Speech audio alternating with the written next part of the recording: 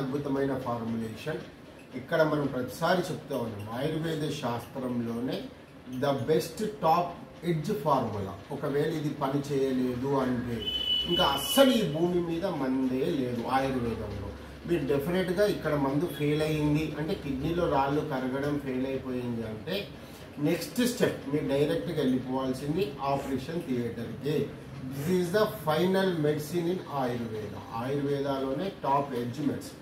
ఇట్లాంటి మెడిసిన్ మనం దాదాపు 2015-16 నుంచి ఇస్తూ ఉన్నాం. చాలామంది వాడుతూ ఉన్నారు, బాగుపడ్డారు.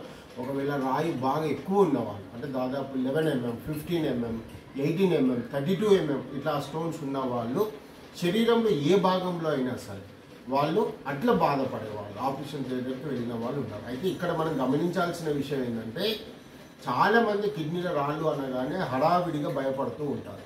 ఇక్కడ భయపడాల్సిన అవసరం ఇంత మాత్రము లేదు. ఎందుకంటే మనకి రాళ్ళు 4 విధాలు వస్తాయి.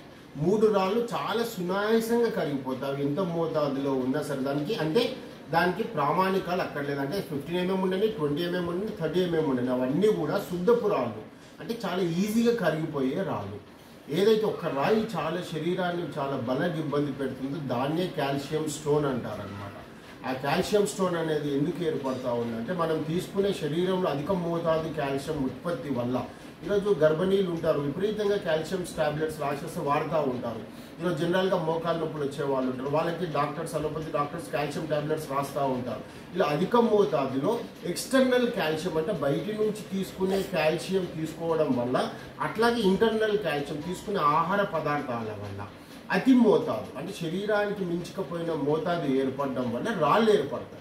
ఆ కాల్షియం స్టోన్ ఎప్పుడైతే ఏర్పడతా ఉందో దానికి ఒకసారి ఆయుర్వేదంలో మందు వాడాలి. ఒకవేళ తగ్గకపోతే వెళ్ళి ఆపరేషన్ చేయించుకోవాలి. ఇట్లా మనం అక్కర్లేదు. ఎందుకంటే ఆపరేషన్ కూడా ద నెక్స్ట్ స్టెప్ అంటే ఒక మనిషి లైఫ్కి నెక్స్ట్ స్టెప్ అంటారు. కాబట్టి ఈరోజు మనం ఈ మెడిసిన్ ఎట్లాగా తయారు చేస్తారో మీకు చూపిస్తాం.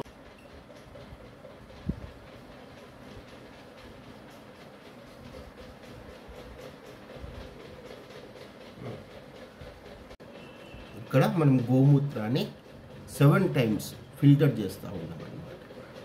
అంటే దీంట్లో ఉన్న మలినాలను తొలగించడానికి.